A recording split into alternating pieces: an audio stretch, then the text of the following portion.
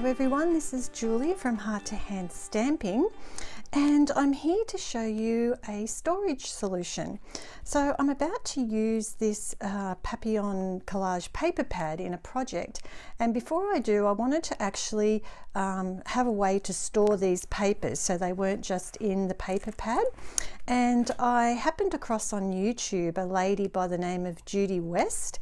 She's a Kaszazz consultant, and she had a brilliant idea for putting these papers into an A5 binder, just using the ordinary sheet protectors. So I went to Officeworks and I got an A5 binder, and I've also got some sheet protectors.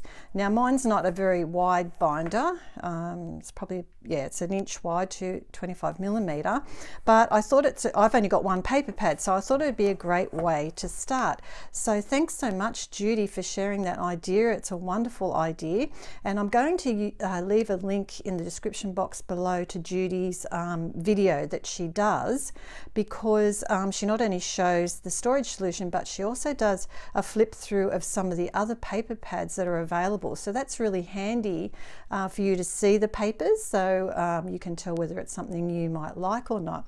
So her YouTube channel is called Judy Kaszazz, and I'll leave a link to her video, and she also has a lot of other videos on there too, great tutorials, particularly art journaling, so pop over and check that out. So I thought I'd show you before I got going. Now also I wanted to use these Papillon cutouts in my project, and I wanted a way to store these as well, you know, so they're not just in the bag. I'm a bit worried I might lose them and they might fall out. So I've also come up with a solution for those to put into my binder, so they're actually together, because more often than not I'll be using them together.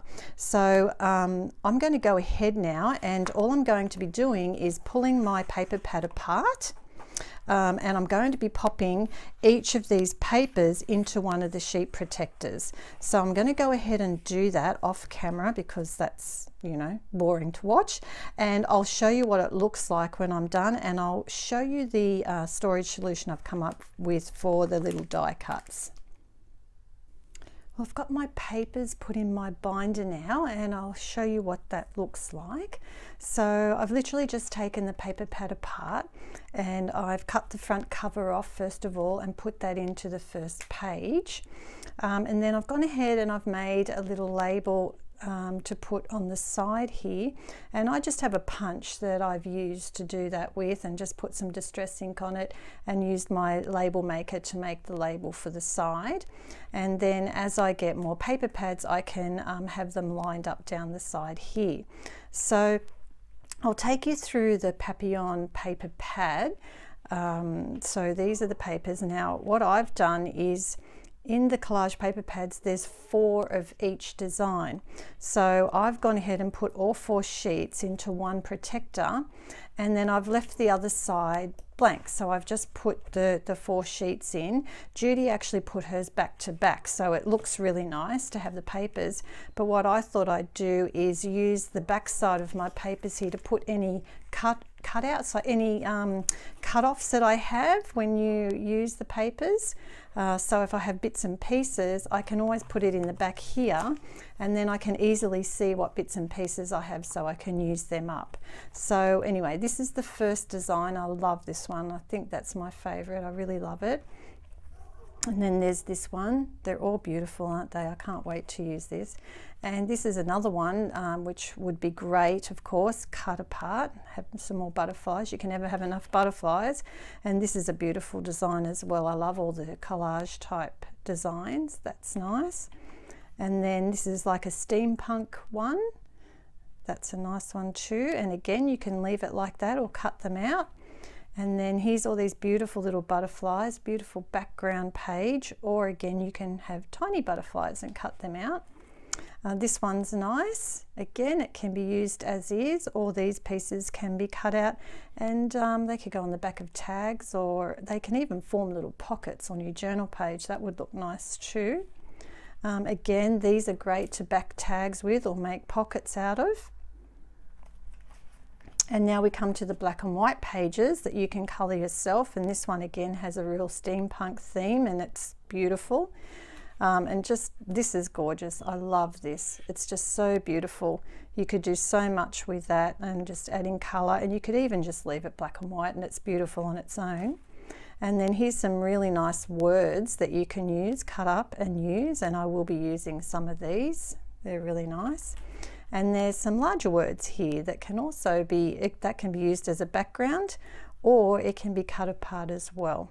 So that's all the designs in the Papillon range. Now I want to go ahead and I want to, as I said earlier, make something that goes in my binder to store these little cutouts. Now I haven't done this before, I'm trialing a new method. So all you're going to need to do this is your cutting mat. You're going to need one of the sheet protectors and just an A5. This is 250 GSM cardstock, so it's nice and sturdy. And also you're going just to need your craft knife and your metal ruler, because you're going to be doing some cutting. I'm going to be using the measurements that are actually on my cutting mat. These are in centimeters, so I wanted to create little pockets in my protector. So I'll go ahead and do that. I'll fast forward this next part and I'll show you what I end up with.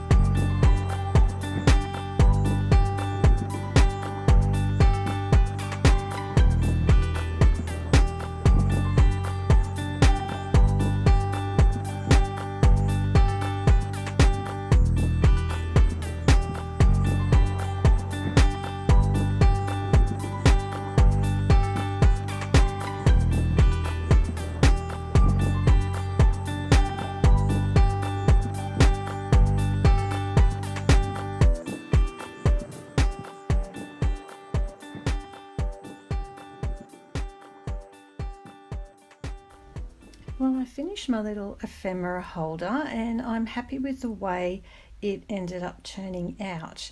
So what I ended up doing was, as you've seen in the previous video, I ended up stitching my pockets.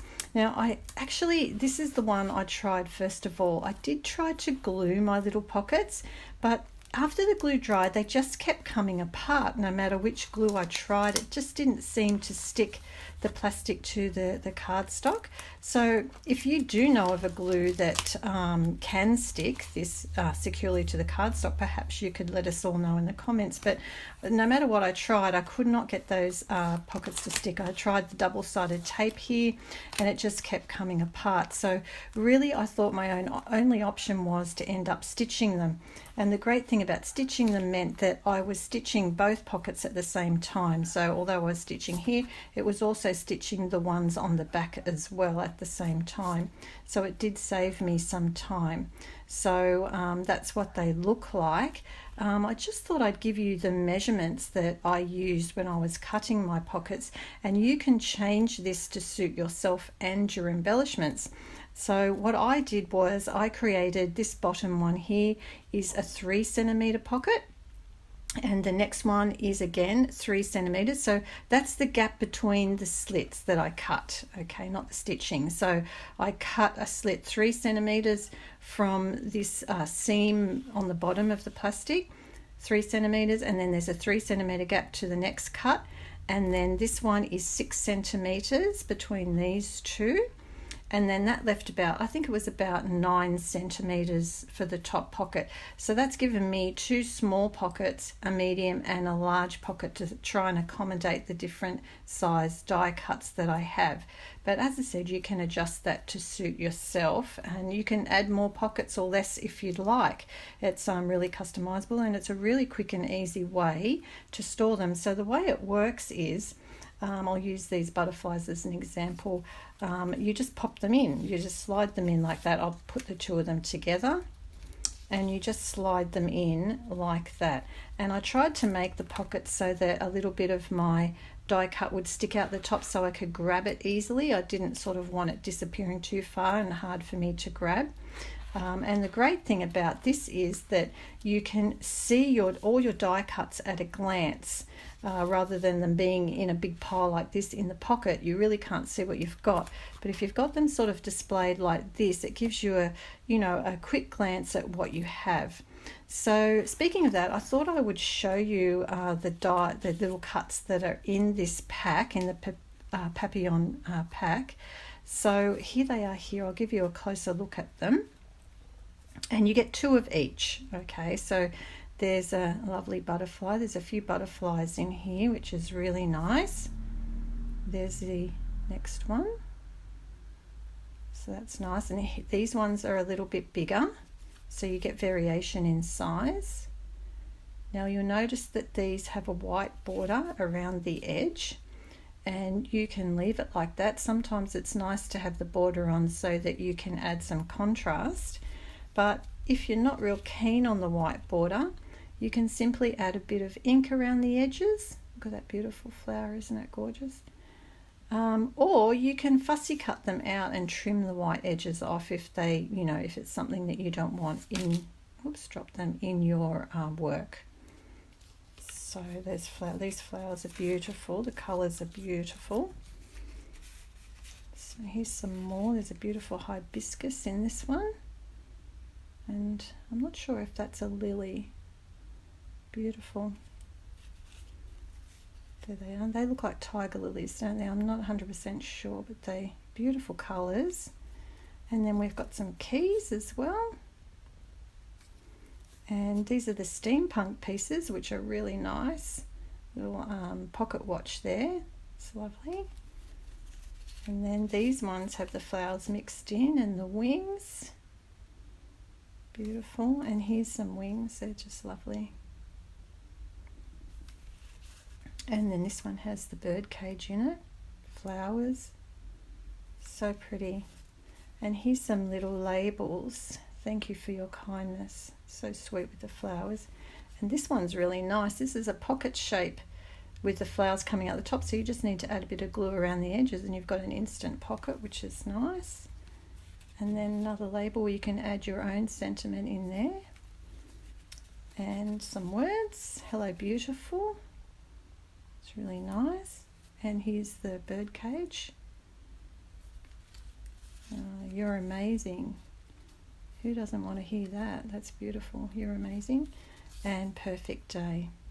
So there's quite a lot in there, and I made this larger pocket for these larger pieces. I kind of went through and put them into their sizes, so I thought they would fit in here like that, and you can pop them down a little bit if they're sticking out too much like that. So don't forget you've got both the front and the back. So I'm going to go ahead and load up my little pockets with my little cutouts, and I will show you what that looks like.